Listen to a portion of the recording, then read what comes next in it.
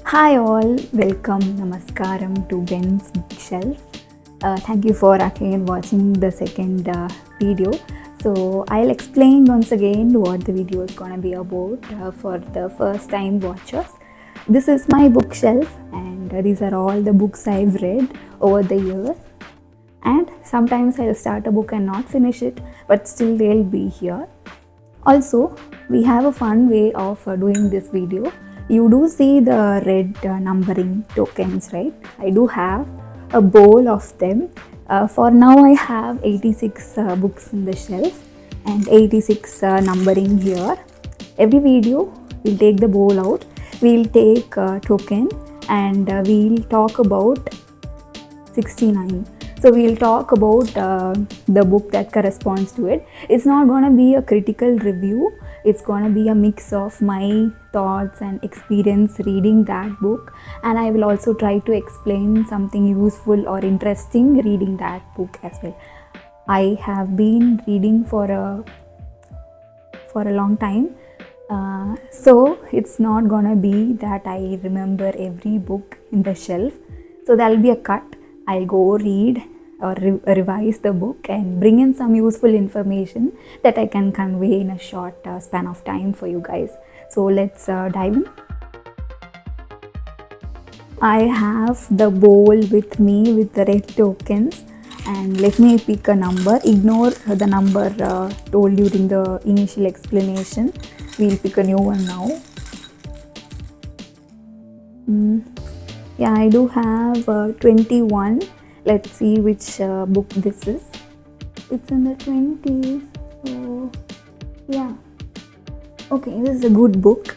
The Intelligence Trap by David Robson. Yeah, this is a good book. We'll dive in.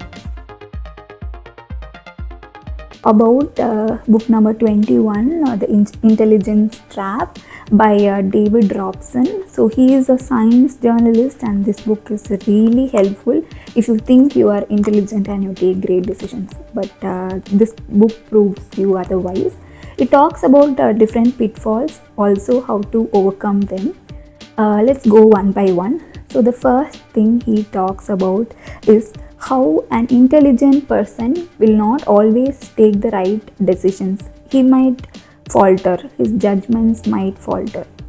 How a Ferrari very fast, but if you don't have the right destination in mind, if you don't have the gears and the brakes and the accelerator and the GPS working properly, you might end up in a wrong place even if you are fast. Which means even if you are intelligent, you think you are intelligent, if you are not putting in the right thoughts to take a decision, you might be in a wrong place in life.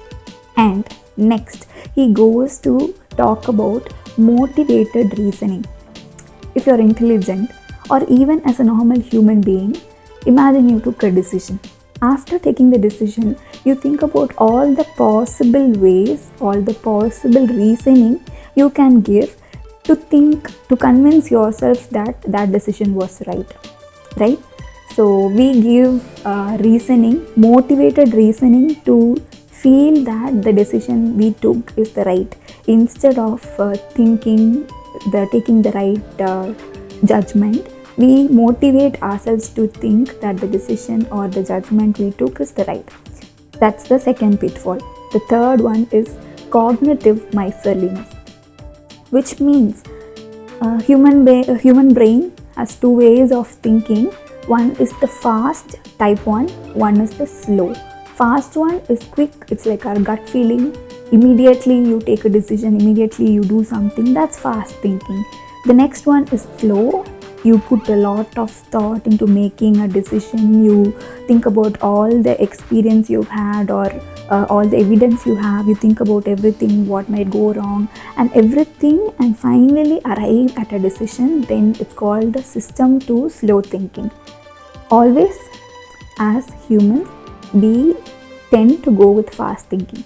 We say like, I thought about that, so I did it. It was just in a whim. It was my gut feeling. Most of the times, maybe for you, sometimes for me, it might be right most of the times. But sometimes there is a chance it might go wrong. and we go back to motivated reasoning to prove that the decision was right. But that's the third pitfall. Then we have earned dogmatism.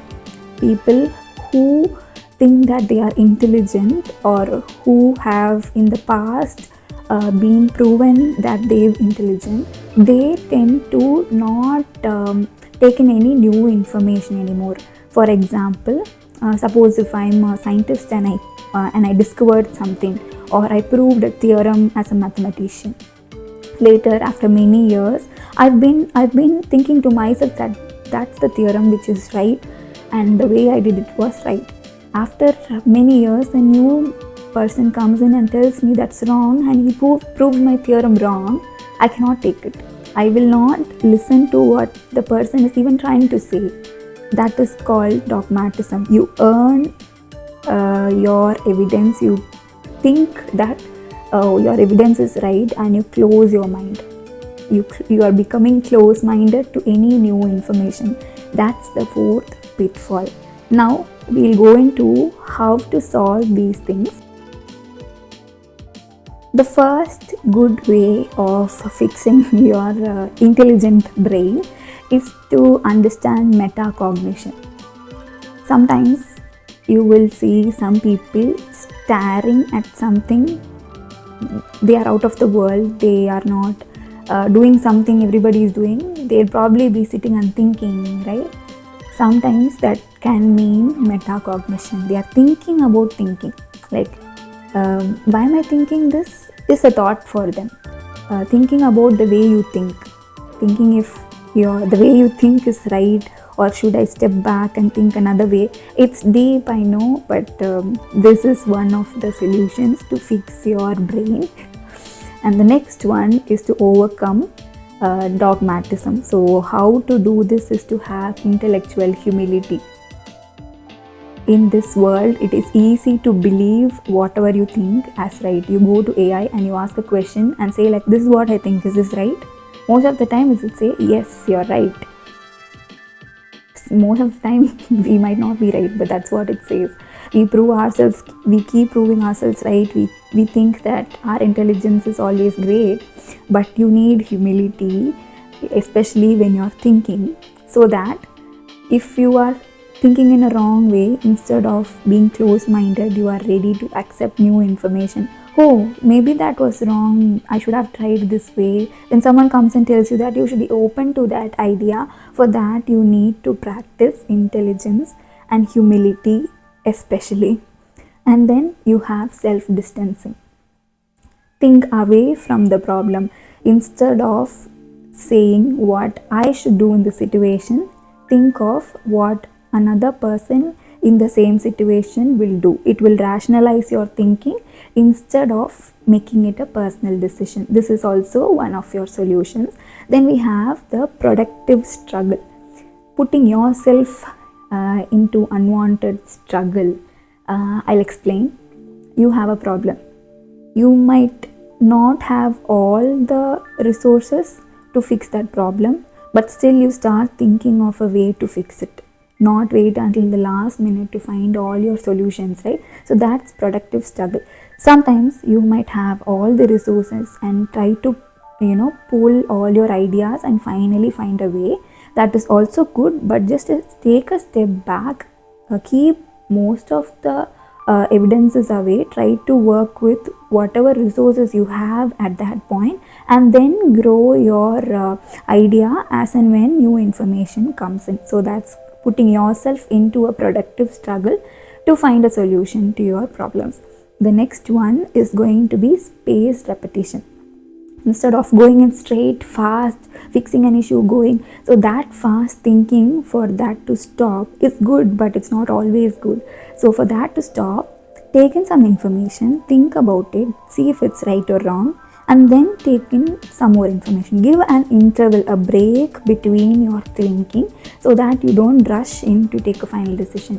Sometimes you do see people keeping a decision for a long time. So they do not try to take that decision. They put it out for a long time and finally they decide. So even if you are not actively thinking about it, your brain, with all the information that you gain every day towards that problem, is trying to think. And that way, at some point later in life, you find a good judgment and you take a decision based on that. So this is all the intelligence trap talks about. I didn't buy it because I thought I was intelligent. I just bought it because I wanted a self-help, and this is really helpful, especially if you are stuck in making decisions, or you need someone else's help on fixing your problems. Maybe go through this book once, and this will give you some amazing thoughts. See you in the next video. Bye bye.